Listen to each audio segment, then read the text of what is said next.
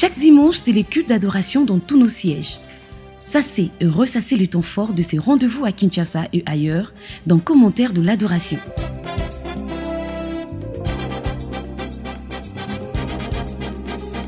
Chaque lundi, samedi et dimanche, vous trouverez votre part sur la télévision de Jésus-Christ. Commentaires de l'adoration, votre émission où nous partageons ensemble des temps forts de l'adoration.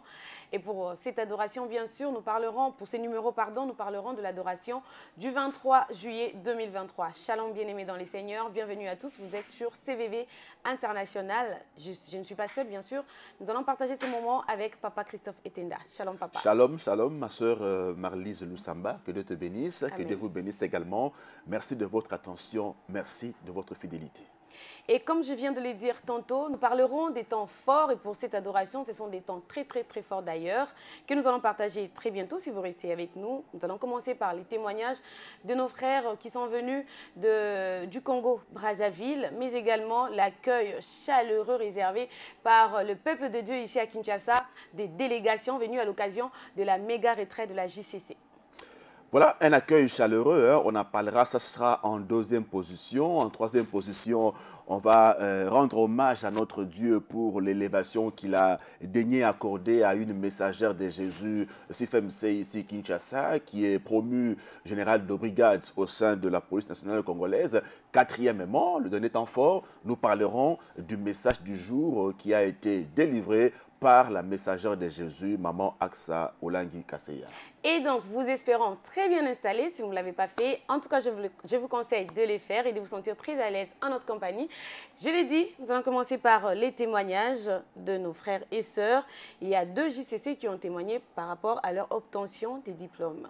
2 JCC qui sont donc venus de la République du Congo, principalement de Brazzaville, qui sont ici dans le cadre de la méga retraite 31 ans de la jeunesse chrétienne combattante. Ils ont témoigné comment c'est Dieu les a visités à travers le baccalauréat, le diplôme d'État chez nous ici en RDC. C'est Dieu-là a glorifié son nom. Ils ont brisé la limitation, la loi établie sur le plan des études. Dieu les a visités parce qu'ils ont été à la montagne de l'Éternel et Dieu leur a fait voir sa gloire. Ils ont obtenu leur diplôme d'État. Ils ont obtenu leur diplôme d'État et également, ils en ont profité pendant la méga retraite pour rendre grâce à l'Éternel. Pourquoi pas, pendant cette adoration, venir témoigner les bienfaits de Dieu dans leur vie. Également, on parlera du docteur Tony Eyeni, qui est de la promotion David, encadreur J32. En J32, il est médecin, neurologue et enseignant à l'université qui a également témoigné. Donc lui, il vient au ministère en 1994 par le biais de leur mère qui était en quête de stabilité dans son foyer. Quand il arrive au ministère par le biais de sa mère, comme je le dis, il est en proie à une initiation de la sorcellerie. Il fait plutôt des songes cauchemardesques qui démontraient comment le diable le réclamait pour l'utiliser dans le monde des ténèbres. Suivant. Qu'est-ce qui se faisait? Au fait, la nuit, on venait me chercher. On venait me chercher, je parcourais des longues distances, je survolais les mers, je survolais les rivières, je me retrouvais au niveau de certains pays que je n'avais jamais visités.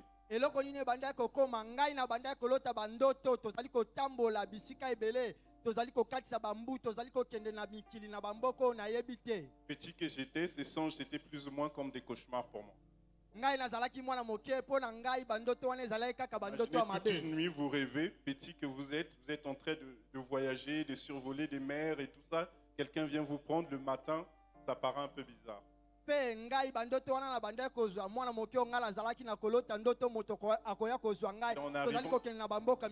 Et en arrivant au combat, lorsque nous sommes arrivés au combat avec les enseignements, j'étais gamin, certes, mais on avait compris que c'était l'initiation à la sorcellerie. À l'époque, on ne parlait pas de première jeunesse, on parlait de petit David.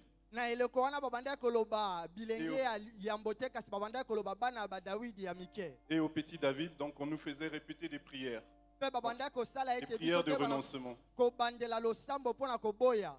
cas, on faisait des prières de renoncement à chaque fois. Une fois un dimanche, on a fait des prières de renoncement sur la sorcellerie. Alors, pour la première fois, c'est ça qui m'avait marqué. La nuit, quand je suis allé dormir, Donc après ces prières, je suis allé dormir. Je me suis retrouvé devant la porte de la maison, l'une des portes principales de la maison.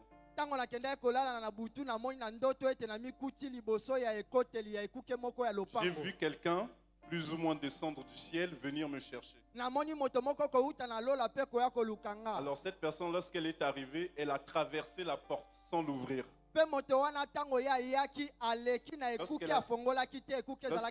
Lorsqu'elle a traversé la porte sans l'ouvrir, au moment où cette personne voulait me prendre, cette personne a senti un obstacle. Il s'est mis à se battre avec quelqu'un que je ne voyais pas.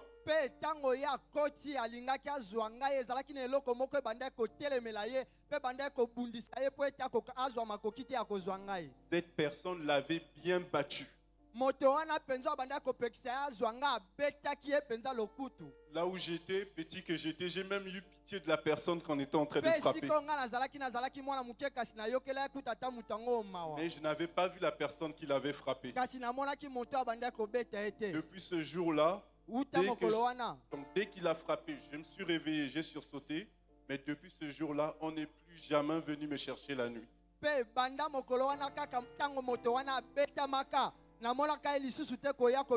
Depuis ce jour-là, je n'ai plus fait ces rêves où je survolais des longues distances. J'avais compris que le Dieu de la JCC avait mis fin à une initiation à la sorcellerie qui avait commencé dans ma vie. On acclame Jésus pour ça. Notre frère était confronté à ce problème auquel d'ailleurs beaucoup d'enfants sont confrontés, l'initiation à la sorcellerie.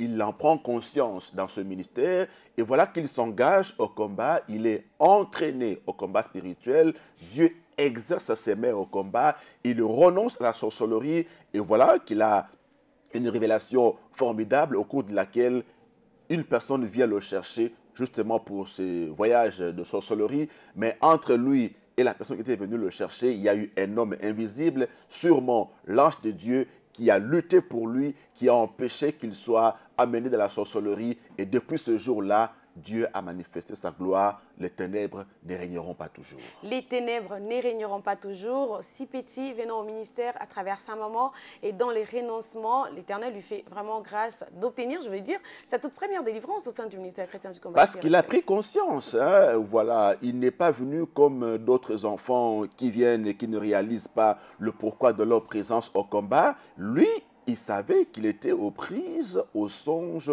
cauchemardesques et qu'il fallait s'engager au combat pour obtenir la victoire. Donc, il a pris conscience, il a prié sérieusement et Dieu s'est manifesté à lui. Dieu l'a délivré de la sorcellerie.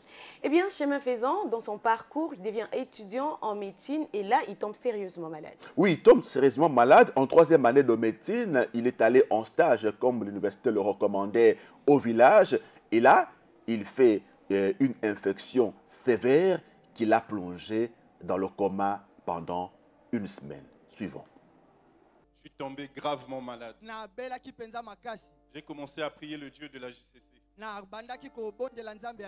En priant le Dieu de la JCC, mais chaque jour qui passait, je sentais que le monde était en train de s'obscurcir. C'est-à-dire, pour moi, je priais avec conviction, mais j'avais l'impression que Dieu ne m'écoutait pas.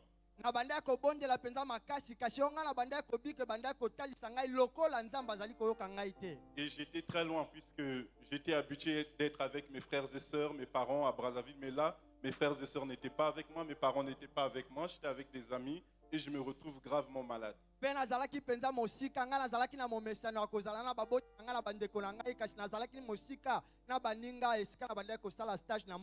Étant dans un village, la prise en charge, c'était coussi coussa, si bien que je me suis retrouvé dans le coma.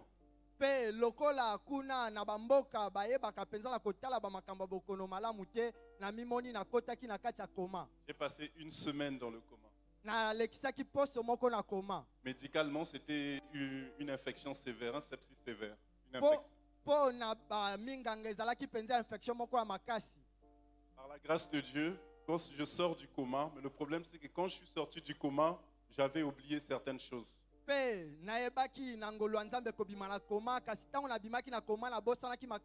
Et je n'arrivais pas à utiliser mes membres inférieurs, mes pieds.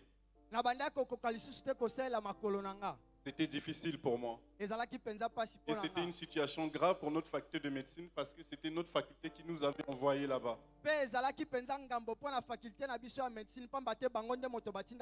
Comme me disait un professeur, chaque jour qui passait, on sentait que tu allais mourir. Et le Dieu de la JCC a fait. Je ne suis pas mort puisque je suis devant vous. Et lorsque je suis arrivé à la maison, la question se posait, j'avais fait 3 ans, est-ce que je pouvais encore supporter 4 ans? D'autant plus que certaines choses m'échappaient.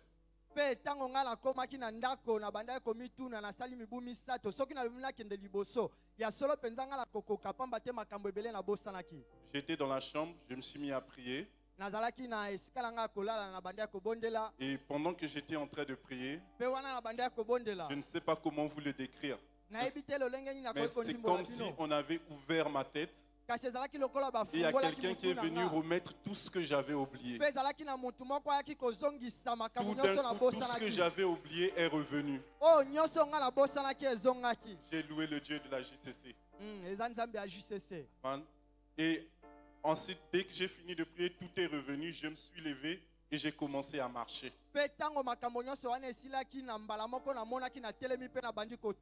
j'ai repris la faculté de médecine. Quand j'ai repris la faculté, les gens se disaient, est-ce que vraiment je pouvais arriver? Parce que je vous épargne des détails, c'était un état grave, médicalement parlant. Parfois, ça laisse des séquelles. Mais aucune séquelle. Cette année-là, j'étais en 4e année. C'est même la meilleure année où j'ai le mieux travaillé pendant toutes mes études en médecine. Et là, on savait que le Dieu de la JCC avait fait. Ainsi, j'avais terminé mes études de médecine. Amen. Amen. Et chemin faisant, avec le Dieu de la JCC, j'ai rencontré mon épouse. Nous nous sommes mariés, une JCC également. Que Dieu la bénisse là où elle se trouve. Et le Dieu de la JCC nous a donné 4 enfants. On acclame pour Jésus, s'il vous plaît. Alors, il revient finalement, grâce à Dieu, après 1 semaine dans le coma, et il n'a plus toutes ses facultés. Oui, il n'a plus toutes ses facultés, il a de trop de mémoire à répétition. D'aucuns remettaient en cause sa capacité, sa faculté à continuer à poursuivre les études de médecine, qui sont du reste très exigeantes, et sans compter, bien entendu, avec notre Dieu, le Dieu de la JCC, qui n'abandonne jamais ceux qui se confient en lui. Donc, le frère Tony est conscient, justement, du fait qu'il n'est plus celui qu'il était avant d'être dans le coma, et il décide, malgré cela, de poursuivre les études, confiant que l'Éternel allait se glorifier, et c'est Dieu a manifesté sa gloire. Il a terminé avec brio ses études de médecine. Il s'est marié, aujourd'hui il est père de 4 enfants, il est enseignant à l'université, la même tête qui était touchée par les ténèbres, c'est la même tête aujourd'hui qui communique la science, qui communique le savoir, comme pour dire que ceci est impossible aux hommes, mais cela est possible à notre Dieu. Eh bien, un dimanche vraiment mouvementé par des témoignages où nous voyons la main puissante de notre Seigneur Jésus-Christ. Ah ben, j'ai aimé une phrase que notre frère a dite. Il dit Jésus-Christ est pour nous la garantie de notre avenir. Donc, lui, son avenir se trouvait hypothéqué avec ses déficits qu'il avait sur le plan intellectuel, qui peut avancer, qui peut aller loin lorsqu'il a à répétition de trous de mémoire. Donc, c'est ce Dieu-là de la JCC qu'il a connu, qu'il a cherché profondément, qui a démontré sa capacité, qui a assuré son avenir, qui a garanti son avenir. Aujourd'hui, c'est un cadre de la société. Dieu s'est manifestement glorifié dans sa vie. Eh bien, basculons à présent au 2e temps fort de l'adoration pour ce dimanche 23 juillet 2023 ici à Kinshasa, la Cité des Triomphes. C'était donc l'accueil chaleureux de délégations venues à l'occasion de la méga retraite organisée par la jeunesse chrétienne combattante à Kinshasa pour ses 31 ans de la JCC. Nous avons passé notre anniversaire dans la présence du Seigneur à la montagne. Nous sommes montés et Dieu a manifesté sa gloire. Et donc, il y a eu outre les jeunes chrétiens combattants de Kinshasa, leurs collègues, nos collègues de la République du Congo qui sont venus, plus de 150, écoutez bien, plus de 150, ils venaient des sièges de Brazzaville, Pointe-Noire, Dolisie, Mankwa et Owando. Comme pour dire, ils ont des sentiments de reconnaissance à ce Dieu de la JCC qui a fait tant de bien dans leur vie et ils sont venus, malgré la fermeture du ministère au Congo-Brazzaville, ils ont traversé le fleuve pour rendre gloire à ces dieux. Pendant qu'ils avancent, toute la cité de triomphe s'élève et nous acclamons. Les rois des rois, ils sont venus plus d'une centaine. Nous poussons des cris de joie. La grande délégation. La grande délégation. La grande délégation. La grande délégation. La grande délégation.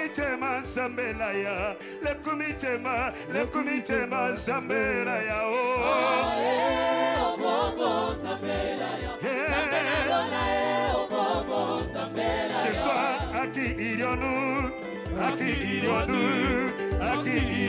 c'est toi qui as les paroles de vie.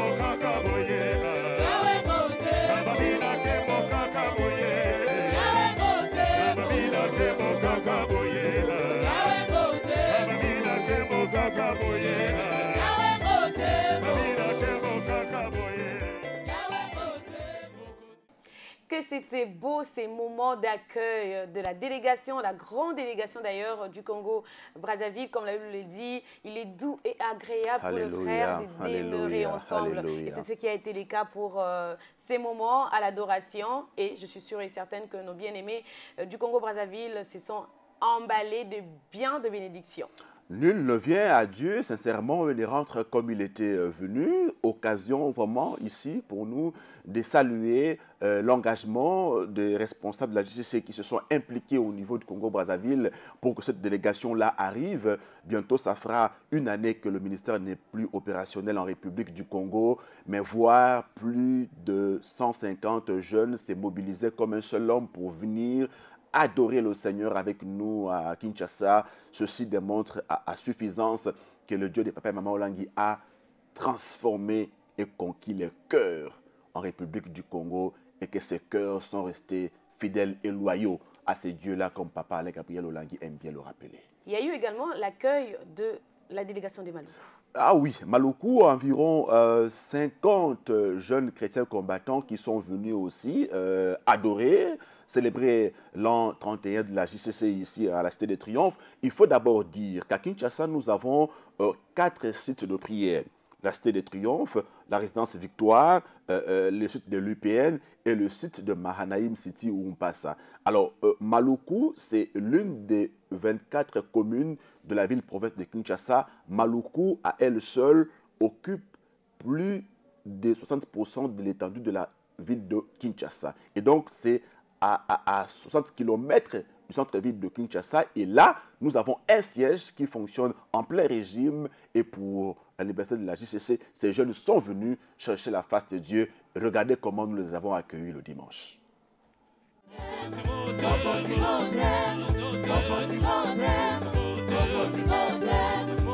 Les sièges de Maloukou. Les sièges de Maloukou.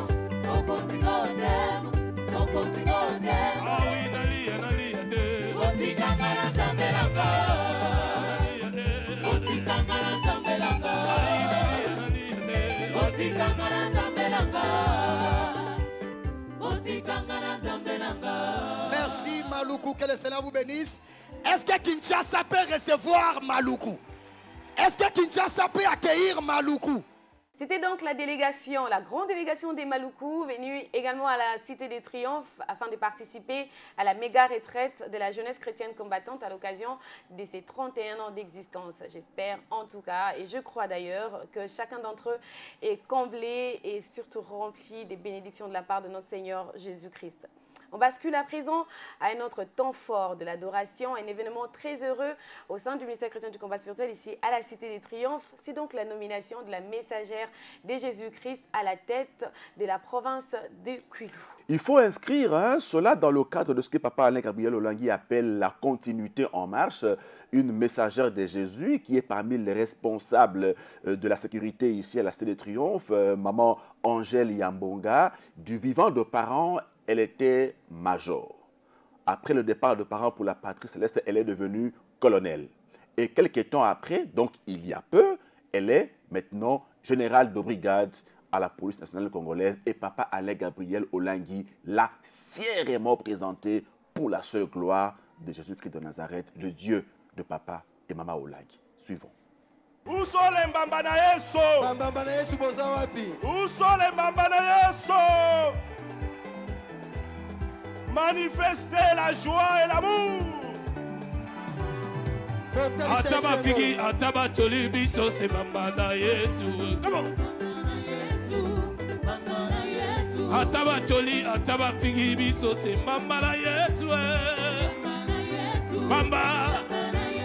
Ataba bwaki, ataba choli biso se mbambana yesu. Mbambana yesu. Mbambana yesu. Mbambana yesu. Mbambana yesu. Elonga monange.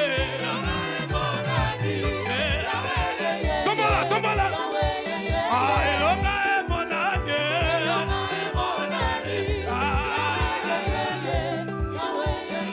La victoire est certaine.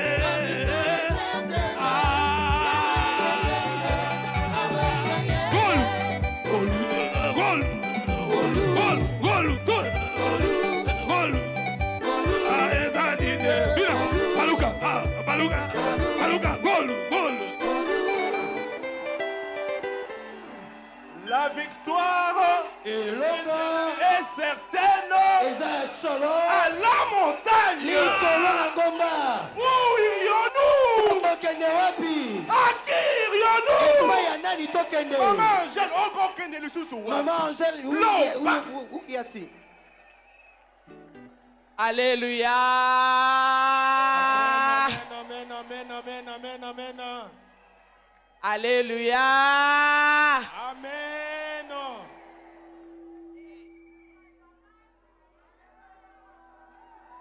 Mamolangi, Mamolangi.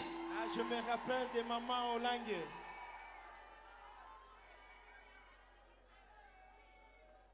Je rends hommage à mes parents d'heureuse mémoire.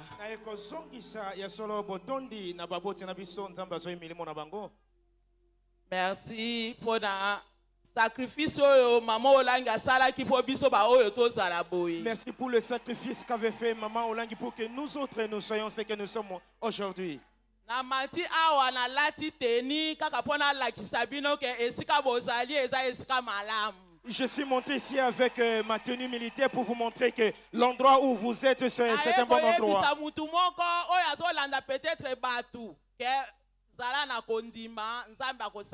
Je suis venu exhorter à une personne ici qui a la foi, le Seigneur fera des grandes choses pour vous. Le Dieu véritable n'a jamais menti papa et maman Olangi.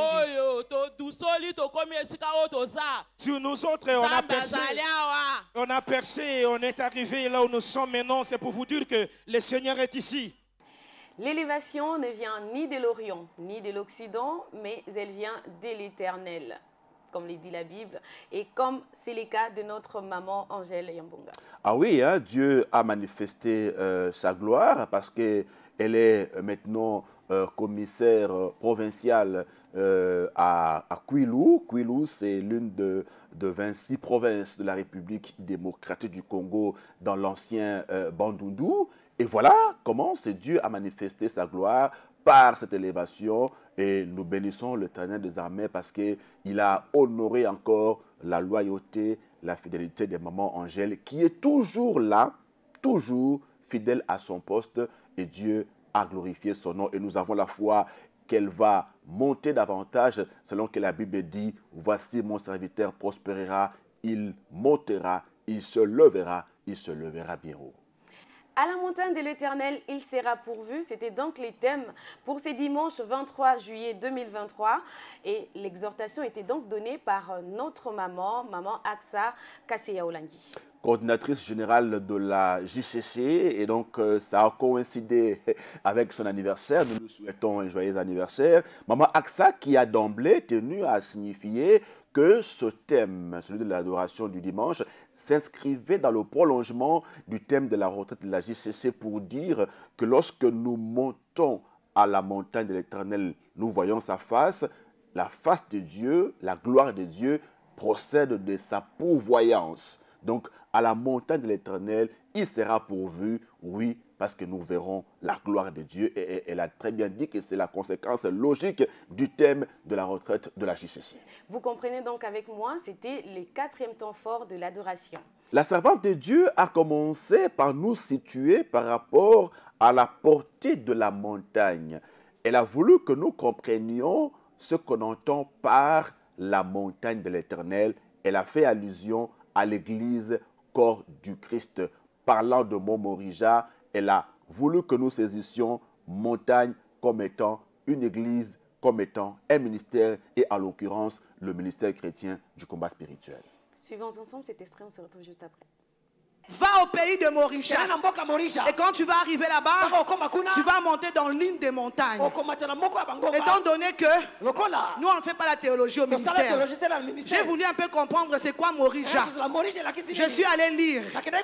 On dit que Morija, c'est une contrée, c'est un pays où il y a des massifs montagneux. Donc c'est un pays, c'est une contrée où il y a plusieurs montagnes. Et Dieu dit à Abraham, va à Morija et monte sur l'une des montagnes. Bien aimé dans les Seigneurs, j'ai dit au Saint-Esprit, qu'est-ce que tu veux nous enseigner? Dieu nous dit ceci, Morija, c'est l'église corps du Christ. C'est toutes les églises, c'est tous les ministères. Comme à Morija, il y a plusieurs montagnes. Ici à la cité de Triomphe, c'est l'une des montagnes. Quelconque église, quelconque ministère, c'est une montagne. Toi qui es au ministère chrétien du combat spirituel, toi qui es à la CIFMC, toi qui es au centre Péniel, toi qui es à la JCC, laisse-moi te dire ce soir, tu es gracieux. Tu es gracieux. Pourquoi? Il y a plusieurs montagnes. Chaque montagne a son alliance. Chaque montagne a son onction. Chaque montagne a sa vision. Chaque montagne a son message. Et nous, au ministère chrétien du combat spirituel, nous avons un message de la hauteur, de la grandeur, de la dimension. Un message qui ouvre les yeux. Un message qui nous sort des ténèbres à la lumière. Un message qui nous donne le discernement. Devant un problème, tu as été enseigné. Tu peux dire, non, ça ce n'est pas ma fille. Ça c'est les sirènes. Ça c'est les réclamations. Tu as été enseigné. Tu as une nouvelle dimension. Une dimension supérieure. Laisse-moi te dire, en RDC, il y a beaucoup de ministères. Il y a beaucoup de messages. Mais nous ici au ministère chrétien du combat spirituel, c'est l'une des montagnes qui est claire. C'est l'une des montagnes. Je ne suis pas ici pour amener la discrimination. Je ne suis pas ici pour critiquer les autres ministères. Mais chaque montagne a son alliance. Chaque montagne a son onction. Et la montagne du combat spirituel, c'est une montagne. Lorsque tu montes, ta vie n'est plus la même. Lorsque tu montes, tu découvres, tu as la révélation. Comme on l'a dit, pendant la retraite, lorsque tu montes à la montagne, comme Dieu avait dit à Jean, dans l'Apocalypse, monte ici, je te ferai voir les choses à venir, les choses cachées. À la montagne du combat spirituel, il n'y a pas de consultation prophétique. Il n'y a pas de consultation pastorale. À la montagne du combat spirituel, lorsque nous montons, nous voyons Jésus face à face. Il nous parle. Il nous révèle les choses cachées. Il nous montre nos origines. Ce qui était caché. Les choses qu'on ne comprenait pas. Nous qui étions condamnés hier. Dans cet extrait, elle parle de la spécialité de notre montagne, la montagne considérée comme les ministères chrétiens du combat spirituel. Il faut d'abord situer son intervention dans le livre de Genèse, le chapitre 22. Lorsque Dieu demande à Abraham de monter au mont Morija pour lui sacrifier son fils unique Isaac. La servante de Dieu parle de mont Morija.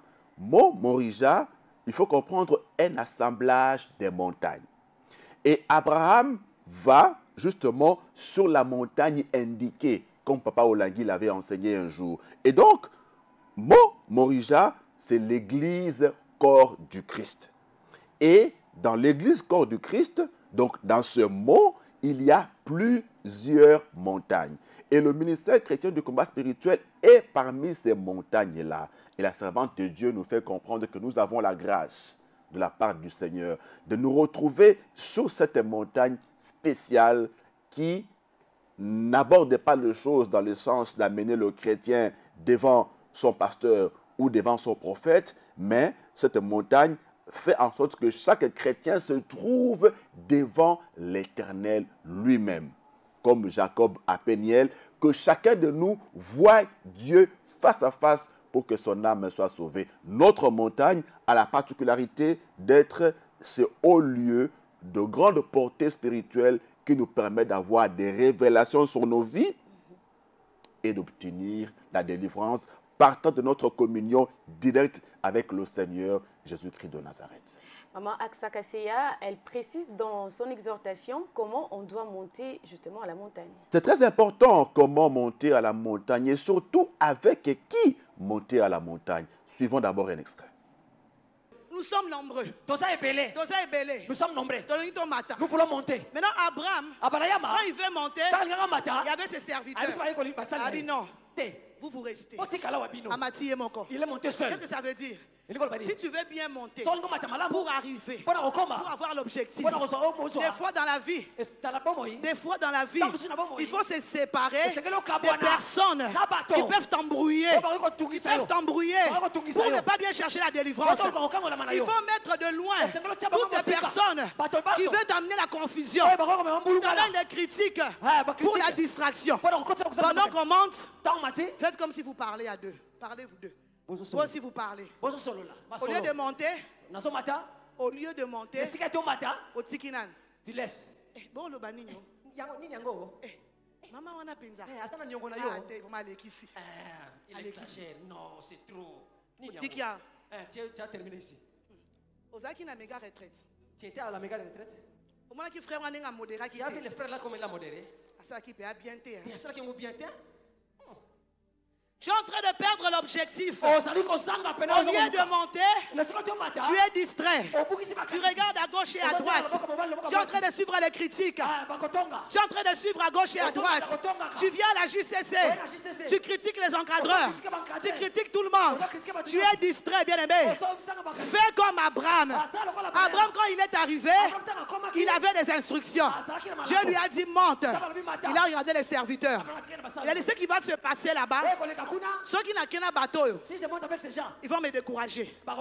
Ils vont commencer à crier. Abraham, ne tue pas l'enfant. Abraham, on va détruire Ngaï. Qu'est-ce qu'il a fait? Il s'est séparé d'eux. Il les a laissés. Vous attendez. Et il a pris son fils. Il est monté. Il est monté. Il est monté. Il est monté. Bien aimé, chemin faisant, quand tu montes à la montagne, sépare-toi de toutes choses qui peuvent t'empêcher de voir la main de Dieu.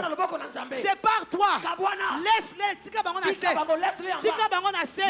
Toi monte. Toi monte. La Bible dit, le salut est individuel. Le salut est individuel. Même si vous êtes en famille, avec des amis, quand tu viens à la montagne, ici à la cité de triomphe, sois sérieux. Sois sérieuse. Sois sérieux. Alléluia. Comment et avec qui monter à la montagne de l'Éternel? Et donc, Au verset 5 du chapitre 22 de Genèse, nous voyons Abraham qui monte avec ses serviteurs, avec l'âne, avec son fils. Mais arrivé à un moment donné, à un endroit donné, Abraham décide de se séparer de ses serviteurs. Et Maman Aksa Olangi attire notre attention sur la portée spirituelle d'une telle séparation.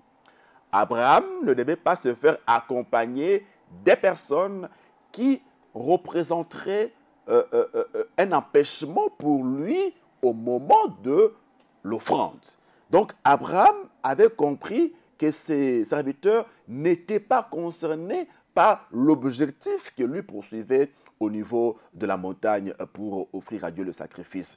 Pas de camaraderie, Maman Olangi nous le disait, la servante de Dieu aussi l'a rappelé, nous venons au ministère pour notre délivrance. Il y a des personnes, il y a des choses dont nous devons nous départir, nous séparer pour atteindre la gloire de Dieu. Si Abraham était monté à la montagne indiquée au lieu du sacrifice avec ses serviteurs, sûrement que ce dernier l'aurait dissuadé d'offrir à Dieu son Fils unique en sacrifice. Ça serait une distraction, ça serait une confusion d'ailleurs qui se serait créée là-bas. Abraham a résolu de les laisser parce qu'il n'était pas impliqué dans l'alliance que lui avait avec l'Éternel par son fils Isaac.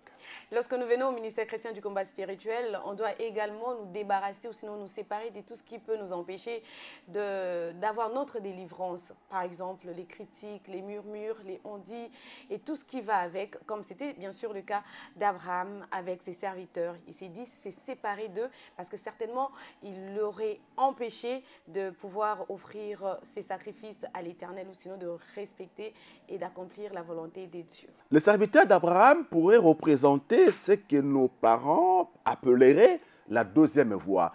Il pourrait faire entendre à Abraham autre chose que ce que l'Éternel lui a demandé de faire.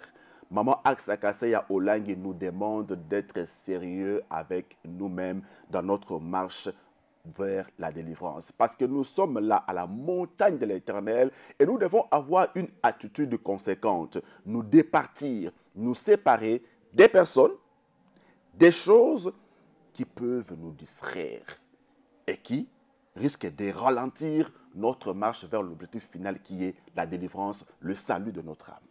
Parlons également de cette question d'Isaac à son père et surtout de sa réponse. Et Isaac a vu le feu. Il a vu le bois et il a posé la question à son père. Mais comment ça va se passer? Dans un sacrifice, on doit avoir le feu, on doit avoir le bois, et puis on doit avoir un agneau. Mais où est l'agneau? Où est l'agneau? Et Abraham répondu, Dieu se pourvoira lui-même. Dieu se pourvoira lui-même de l'agneau. Et ils avancèrent. Bien aimé dans le Seigneur, lorsque tu es en train de monter à la montagne, quand tu es déjà là, il peut arriver qu'il y ait des découragements. Il peut arriver qu'il y ait des choses. Même ici au ministère chrétien du combat spirituel, il peut y avoir des choses. Non, je ne viendrai plus. Mais Abraham a répondu, il sera pourvu. Abraham avait la foi. Bien aimé dans le Seigneur, dans le combat spirituel, nous avons des armes spirituelles. Mais il y a une arme que des fois nous négligeons. Des fois nous oublions. C'est la foi. Le bouclier de la foi. C'est pourquoi certaines personnes ne comprenaient pas notre chère maman Olangi de heureuse mémoire. Elle disait toujours, vous ne connaissez pas ce Dieu. Vous ne connaissez pas ce Dieu. Pourquoi elle le disait? Quand elle voyait certaines personnes distraites, abattues, découragées, elle dit, oh maman, tu ne connais pas mon Dieu. Pourquoi? Parce qu'elle connaissait que son Dieu. Lorsque tu montes à la montagne, quand tu es courbé, il va te rétablir. Tu es malade, il va te guérir. Tu es chargé, il va te décharger. C'est pourquoi elle ne cessait de répéter, vous ne connaissez pas mon Dieu. Moi je vis maman une fois aux États-Unis. États-Unis. Elle était invitée à End Time, à la convention là-bas chez Maman Gwen. Alors on faisait des appels. Maman s'est levée avec papa. Elle a dit que nous on va donner $10,000.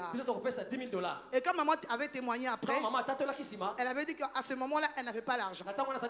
Mais elle a juste senti qu'elle devait soutenir le ministère de Maman Gwen. Elle s'est levée. Et maman, quand elle témoignait, elle disait, même papa lui disait, mais on n'a pas l'argent. Maman disait, non, donc Dieu va pourvoir. Les parents sont sortis. Ils ont pris l'engagement. Dès qu'ils ont pris l'engagement, ils sont sortis de ce service. Le téléphone de maman a sonné. Il y avait une soeur qui était en France, qui avait expérimenté la puissance du Dieu de papa et maman Langui. Elle cherche le numéro de maman. Elle appelle maman. Elle dit, maman, ton Dieu a fait dans ma vie. Je ne peux pas rester indifférente. Tinda comme moi, Moutou. Je vais t'envoyer ma dîme. Je t'envoie $10,000. Alléluia. C'est ça la foi, bien-aimé. C'est ça la foi. Quand tu es à la montagne, tu ne peux pas avancer si tu n'as pas la foi. Si tu n'as pas la foi, tu es tout le temps découragé. Lorsqu'il y a un problème, tu es tout le temps découragé. Bien-aimé, aie la foi comme Abraham. La Bible déclare, sans la foi, il est pratiquement impossible d'être agréable à Dieu. C'est-à-dire quoi? Parce que lorsqu'il te regarde, pour qu'il soit agréable à Dieu, c'est ta foi. C'est ta foi. Parce que Dieu lui-même sait, dans ce monde, il y aura des combats, il y aura des hauts et des bas, il y aura des situations difficiles. Mais c'est ta foi. C'est ta foi. Lorsque tu mets ta foi en action, tu dis malgré les problèmes, même si j'ai le sida aujourd'hui, le Dieu d'Olangui, il va me guérir. Même si je suis condamné aujourd'hui, demain, je serai délivré. Question pertinente du fils Isaac à son père Abraham. Papa, nous allons offrir à Dieu un sacrifice. Nous avons du bois, nous avons du feu, mais je ne vois pas l'agneau. Une question importante qui nous fait comprendre que Isaac était déjà initié par son père. Isaac connaissait déjà les pratiques de sacrifice de son père parce qu'Isaac savait ou voyait papa à la maison sacrifier à l'Éternel. Il y avait du bois, il y avait du feu et il y avait de l'agneau. Et donc, la pratique de Dieu dans la vie d'Abraham était connue de ses fils. C'est comme ça que lorsqu'ils marchent, ils arrivent au lieu, avant d'arriver au lieu indiqué, le fils constate qu'il y a quelque chose qui manque. Il y a un schéma manquant. Il demande à son père, mais papa, où est l'agneau qu'on va utiliser en plus du bois et du feu? La Bible nous dit, enseignez à vos enfants, montrez-leur la voie qu'ils doivent suivre et quand ils seront grands, ils ne s'en détourneront pas. Il faut que nous, les parents, puissions, dès leur bas âge, montrer à nos enfants la voie, les choses de Dieu et que nous puissions le leur inculquer de manière à ce que plus tard, ils s'en souviennent et marchent convenablement dans les voies du Seigneur. Et donc, Abraham répond à son fils, il lui dit, l'Éternel se pourvoira. Abraham fait recours à l'Éternel. Il compte sur la fidélité de Dieu. Il compte sur la pourvoyance de Dieu. Mama Aksakaseya Olangui attire notre attention sur la foi d'Abraham. Oh, la Bible l'appelle le père de la foi. Il a cru qu'à ce lieu-là, c'est Dieu qui lui avait fait la promesse que par lui, Isaac, Abraham deviendra père des multitudes des nations, que ce Dieu allait trouver une formule pour accomplir sa promesse. Et à la montagne, Dieu, effectivement, a pourvu. Dieu a pourvu. La pourvoyance divine était donc la pièce tournante de cette exhortation de ce dimanche. La pourvoyance divine, hein, Dieu l'a manifestée juste au moment où Abraham levait le couteau pour égorger son fils. L'Éternel a pourvu. Et la servante de Dieu, Mama Aksakaseya Olangui, nous l'a dit. Oh, bien-aimé dans le Seigneur. C'est au moment, à la montagne, tu places ta confiance en Dieu. Tu places ta confiance en Dieu. Tu fixes ton regard vers lui. La Bible déclare, heureux l'homme qui se confie en l'Éternel. Heureux l'homme qui se confie en l'Éternel. Il est comme un arbre planté près des eaux paisibles. Qu'il vente, qu'il neige, tu ne sécheras pas. Quand tu te confies à Dieu, je déclare pour toi ce soir, quand tu montes à la montagne, Dénon m'a dit en adoration, alléluia. Tu ne sécheras pas. Banguna nayo, bazo zero kauka. C'est seulement pour un temps. Ça va passer. Demain, comme Maman Langui disait, tu seras grand. Demain, tu seras grand.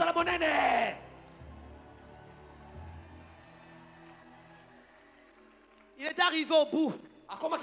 Il voulait le faire malgré lui. Il voulait le faire malgré lui. Mais mettez-vous un peu à sa place. Makila na encore. Son propre sang. Son fils unique. Wana miracle. Wana. Cet enfant-là. Oyo.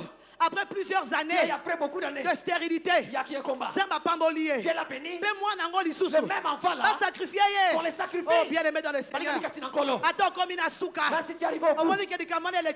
te dépasse. Quand tu regardes à gauche, tu regardes à droite, tu ne sais pas quoi faire. Tu dis, Seigneur, je suis ici tous les jours. Mais qu'est-ce qui se passe? Pour y aller à la montagne, laisse-moi te dire, il va agir. À la montagne, il sera pourvu. À la montagne, il sera pourvu. À la montagne de l'Éternel, il sera pourvu. Alléluia. Là, nous avons vu la pourvoyance de Dieu, grandeur nature, un bélier sorti de nulle part pour que le Seigneur manifeste sa gloire. Et la servante de Dieu nous fait comprendre que le bélier était derrière Abraham. Au moment où lui voulait sacrifier à Dieu son fils, Dieu lui dit, je vu à quel niveau tu m'aimes, à quel niveau tu m'obéis, mais regarde derrière. Dieu a placé le bélier derrière Abraham pour le surprendre agréablement. Parce que si le bélier était devant Abraham, il allait voir le bélier et hésiterait de sacrifier son fils. Il dirait à Dieu, mais je prends seulement ce bélier-là pour le sacrifier. Mais Dieu l'avait placé derrière. Donc Dieu nous réserve des grandes choses que nous ne voyons pas, mais qui cependant existent. Nous devons avoir la foi en Dieu. Nous devons croire que dans la présence de Dieu, comme la servante de Dieu l'a dit, l'Éternel pourvoit. La foi. Voilà pourquoi Maman Langui nous disait, vous ne connaissez pas ces dieux-là. Donc, nous n'avons pas le niveau de foi qu'elle avait. Et Maman Langui a ajouté, connaissez ces dieux-là comme moi je leur connais. Donc, ayez cette foi inébranlable en l'Éternel. Il a promis à Abraham qu'il fera de lui père d'une multitude de nations et il l'a réalisé à travers Isaac. Donc, soyons confiants en notre Dieu. Il est capable d'accomplir ce qu'il nous a promis. Il n'abandonne jamais ceux qui se confient en lui. Ayons simplement la foi, l'attitude de foi pour expérimenter la pourvoyance divine qui procède d'ailleurs de sa provision infinie pour nous. La servante de Dieu, Maman Aksa Olangi Kasseya, a invité le peuple de Dieu à bannir l'inquiétude, c'est-à-dire garder cette attitude de foi. Ah oui, hein, il faut garder l'attitude de foi, mais voyez-vous, elle nous fait comprendre, elle nous pose la question de savoir, mais le bélier là venait d'où? Sur une montagne, comme celle-là, ce bélier venait d'où? Elle fait un rapprochement savant entre ce lieu-là et ce que nous vivons dans nos vies. Ce fait-là est ce que nous vivons dans nos vies. L'inattendu de Dieu sort au moment où, justement, l'on s'attend le moins. Dans un désert, Dieu fait couler de l'eau. Alléluia. Quand tout est arrivé au bout, il y a une impasse, il n'y a pas d'issue. C'est en ce moment-là que l'Éternel se manifeste. Et elle a prophétiquement annoncé des bonnes choses pour Brazzaville. Dans ce désert-là qu'il y a maintenant au ministère chrétien du combat spirituel, l'eau de la vie, Jésus-Christ de Nazareth, va bientôt jaillir et tout le monde sera abreuvé. Tout le monde étanchera sa soif parce que notre Dieu, le Dieu d'alliance, est fidèle, a dit la servante de Dieu. Suivons cet extrait ensemble. À la montagne de l'Éternel, il sera pourvu. Alléluia. Là, nous avons vu la pourvoyance de Dieu, grandeur nature, un bélier sorti de nulle part pour que le Seigneur manifeste sa gloire.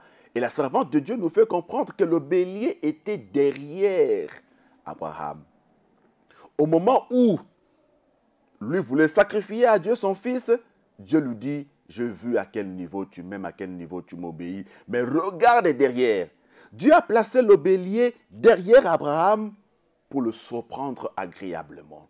Parce que si le bélier était devant Abraham, il allait voir le bélier et hésiterait de sacrifier son fils. Il dirait à Dieu, mais je prends seulement ce bélier-là pour le sacrifier. Mais Dieu l'avait placé derrière. Donc Dieu nous réserve des grandes choses que nous ne voyons pas, mais qui cependant existent. Nous devons avoir la foi en Dieu. Nous devons croire que dans la présence de Dieu, comme la servante de Dieu l'a dit, l'Éternel pourvoit.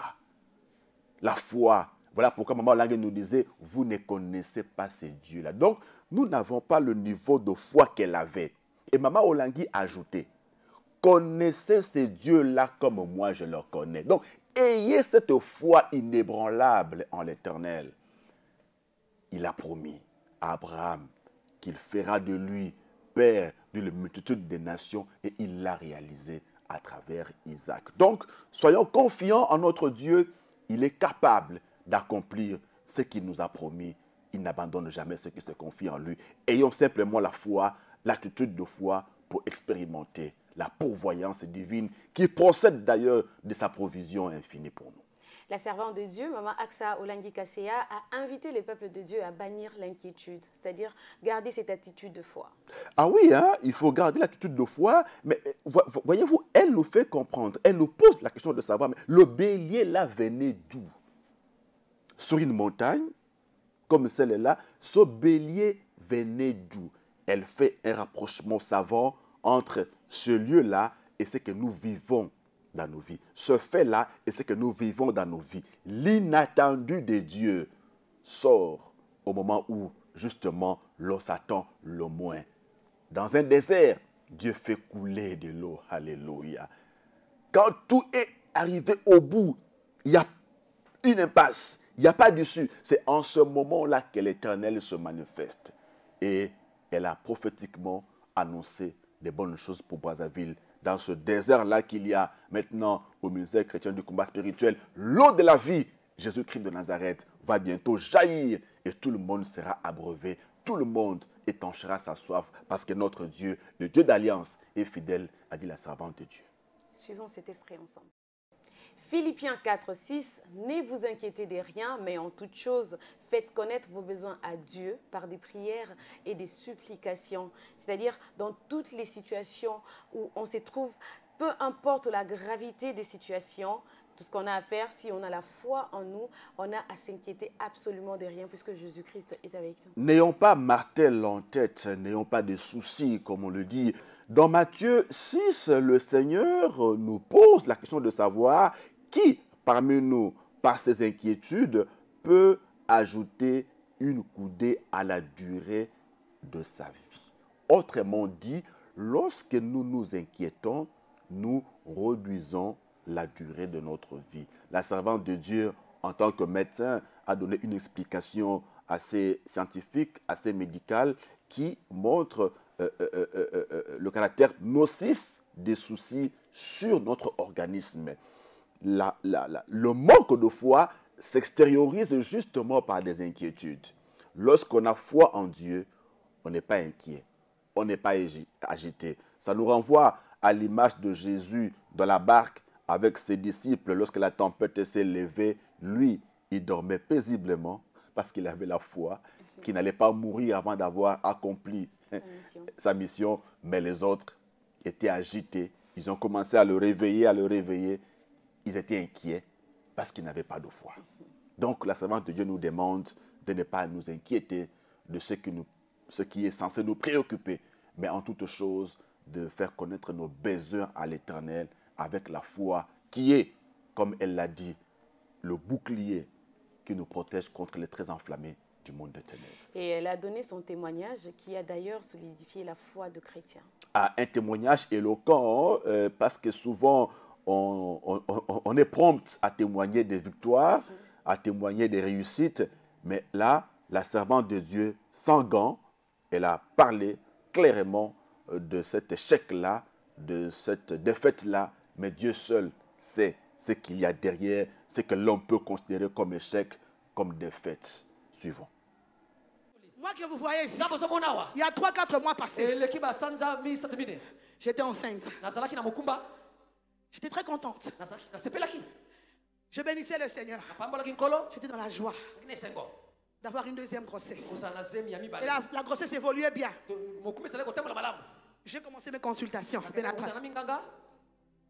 La troisième consultation, le médecin me dit, Madame, c'est comme si c'était une grossesse arrêtée. André, ils ont évolué. C'est comme si ça n'évolue pas. Bon, on va encore observer ça. Parce que nous, des fois, si les médecins se trompent, on va observer ça. Je te donne 1 semaine à 2 semaines. Tu vas revenir. Si c'est toujours la même situation, normalement, on doit évacuer. Mais naturellement, comme Dieu a créé le corps de la femme, quand ce sont des grossesses arrêtées comme ça, l'utérus va propulser l'embryon. Je suis rentrée à la maison. J'étais vraiment très soucieuse. J'ai dit, Seigneur, pourquoi ça? J'ai commencé à vouloir m'inquiéter. Ta souci. J'ai commencé à avoir des soucis. Je me suis rappelé, ne vous inquiétez de rien. En toutes choses, faites connaître vos besoins à l'Éternel votre Dieu par la prière et les supplications. Je me suis mis à genoux. J'ai dit, Seigneur, la chose que moi je connais, aucun problème est le Yondo tu m'as donné cet enfant. Tu m'as donné le premier enfant. Tu m'as donné une deuxième grossesse. La deuxième grossesse est là. Seigneur, que ta volonté soit faite. Pas la volonté des hommes, mais que celle ta volonté soit faite. Inquiétude. J'ai enlevé les inquiétudes. Inquiétude. 2 jours après, les après-midi, je me suis senti très fatiguée. Je suis allé aux toilettes, je voulais me soulager. J'ai vu le sang. Je voulais encore m'attrister. Oh, docteur, c'est que le docteur avait dit. Si c'est réellement une grossesse arrêtée, si c'est une grossesse arrêtée, l'utérus va propulser l'embryon. Tu vas saigner. J'ai saigné. J'avais mal au cœur. On était avec maman Annie qui m'aide avec l'enfant à la maison. Mon mari était en voyage. Je suis descendue de maman Annie.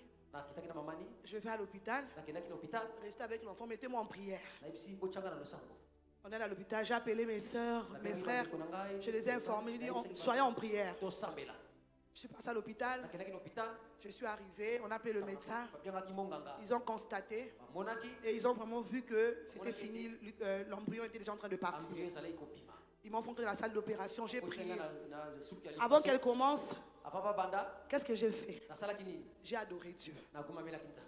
J'ai dit, bien aimé dans le Seigneur, je sens que vous êtes resté calme. On doit aussi apprendre à adorer Dieu dans les moments difficiles. Même quand ça fait mal là, élève Jésus. Adore-le. Bien aimé, j'ai dit, Seigneur, je t'adore.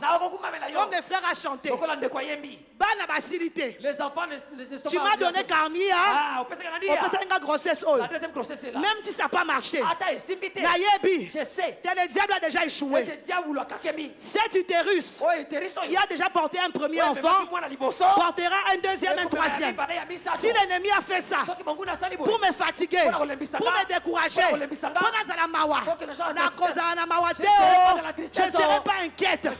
Comme maman Langui disait, pleurez dans la prière. Pleurez dans la prière. Pleure dans ta chambre. Mais quand tu sors, la tête est haute. Tu souris.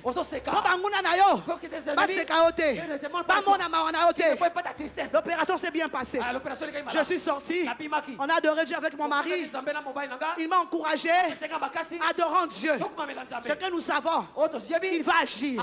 Et depuis lors, je ne m'inquiète pas. J'adore mon mon Dieu. Lui qui a donné des enfants, il continuera à donner. Et j'avais prié pour mon utérus. Et j'ai déclaré que Bana Bakoya, Bana Passa Bakoya, viens le mettre dans le Seigneur. Et Cheikh Yalelo, elle a dit ça au Mawate. Tu peux échouer aujourd'hui, mais demain, une autre victoire va arriver. Tu peux échouer aujourd'hui, mais demain, ma passe à Baroya. Tu peux échouer aujourd'hui, demain, et donc comme adore le Seigneur ce soir. Il y a eu comme un silence de cathédrale à la Cité de Triomphe. Hein. On était tous pétrifiés en train de suivre la servante de Dieu. Ça fait mal au cœur, mais elle en parle avec courage. C'est une femme de foi, il faut le reconnaître. Elle dit que dans sa féminité, dans sa maternité, elle était au début secouée par cet arrêt de grossesse. Et cet avortement qui devait être pratiqué, interruption volontaire de la grossesse, cet IGV qui devait être pratiqué sur elle. En tant que médecin, elle en connaît les conséquences. Malgré cela, la servante de Dieu n'a pas perdu confiance. Elle a gardé la foi. Alléluia. Elle a dit qu'elle a adoré le Seigneur. Elle a dit à Dieu que ta volonté soit faite. Et Dieu a permis cela pour sa seule gloire. Aux yeux des hommes, ça peut s'apparenter à une défaite, à un échec. Mais Dieu parfois permet que nous passions par des moments apparemment d'échec pour nous préparer à de plus grandes victoires. La servante de Dieu nous a dit, il ne faut pas seulement adorer dans la victoire, il faut aussi adorer dans la défaite. C'est d'ailleurs un signe patent de notre foi en l'Éternel. Nous l'adorons, malgré qu'il n'a pas fait ce que nous aurions bien voulu qu'il fasse. Ça nous renvoie un peu à l'attitude de Marie lorsqu'elle vient devant Jésus après la mort de leur frère Lazare. Marie a commencé à se prosterner aux pieds du Seigneur, même si Jésus n'était pas là quand mon frère était malade et que Lazare est mort. Marie a commencé par adorer l'Éternel avant de poser à Jésus son problème ou sa préoccupation. C'est que la servante de Dieu veut simplement que nous comprenions et que en tout et pour tout, en bien comme en mal, dans les combats, dans les échecs comme dans les victoires, nous devons adorer le Seigneur. C'est exactement l'attitude qu'a adoptée Léa. Léa qui n'était pas aimée de son mari Jacob. Jacob préférait plus Rachel que Léa. Lorsque Léa, que Dieu avait bénie avec une maternité abondante, a eu son premier fils, elle l'a appelé Ruben pour dire « Dieu a vu mon humiliation ». Ensuite, Léa a eu Siméon. Léa a dit cette fois-ci, mon mari va m'aimer. Léa aura encore un troisième fils qu'elle appellera du nom de Lévi pour dire cette fois-ci, mon mari s'attachera à moi. Ce qui n'était pas le cas. Léa a un quatrième fils. Cette fois-là, Léa lui donne le nom de Judas. Comme pour dire, cette fois-ci, je louerai l'Éternel. Malgré que mon mari ne m'aime plus, moi, je louerai l'Éternel. Et nous savons ce que Dieu a fait à partir de Judas. Lorsque Jacob devait bénir ses enfants, Jacob a dit que le sceptre, la royauté, ne s'éloignera point de Judas jusqu'à ce que vienne le Shiloh. Et nous savons tous que Jésus est descendu de Judas. Jésus est le lion de la tribu de Judas. Donc, adorons Dieu, louons Dieu, même si nous avons échoué. Même si le monde dit que nous avons échoué, nous adorons Dieu la tête haute parce que nous savons que rien ne peut nous séparer de l'amour de notre Dieu. Rien ne peut nous séparer de l'amour de Dieu. Peu importe les situations que nous vivons, nous devons adorer le Seigneur car en toutes circonstances, nous devons rendre grâce à l'Éternel car il les mérite bien. C'est donc à cette occasion, on peut donner un moment à nos téléspectateurs d'adoration.